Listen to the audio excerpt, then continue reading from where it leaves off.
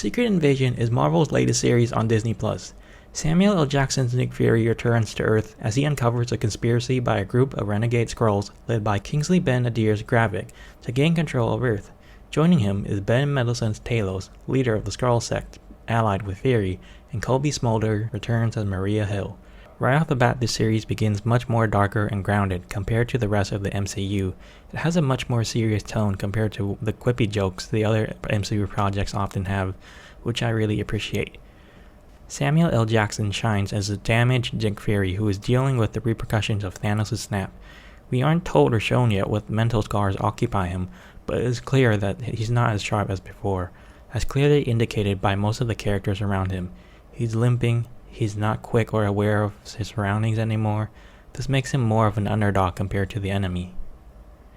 I really hope they dive deep into this. In previous MCU projects, they've tiptoed around it, but never really directly addressed how the blip must have dramatically affected a person. I mean, half the population is gone for 5 years, then all of a sudden comes back. That must have a massive impact both in small personal scales and bigger global scales. One theory I have is that the blip made Fury realize that he doesn't have much control as he thought. Fury's always been in control. He was the director of S.H.I.E.L.D., the man who knew all the secrets. He always had some sort of backup plan or solution to a problem, but the blip changed all that.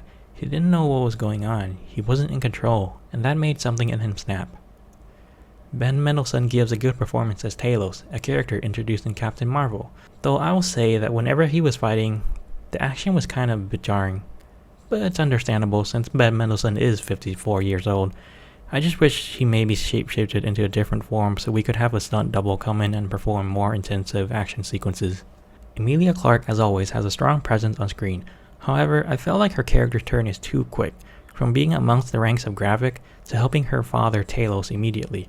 I think it would have been better if she showed more hesitance in betraying Gravik. Show that there's a bit of more inner conflict and maybe have her turn in a later episode. One thing that they did well is that they're able to cover a lot of exposition and each character's standpoint within the first episode. We last left off the Skrulls in Captain Marvel, and they were established as good guys. Here, they're supposedly bad, so what gives? Well, Fury promised them a new home, and it's been 20 years and they're still homeless. Obviously, that's going to ruffle up some feathers.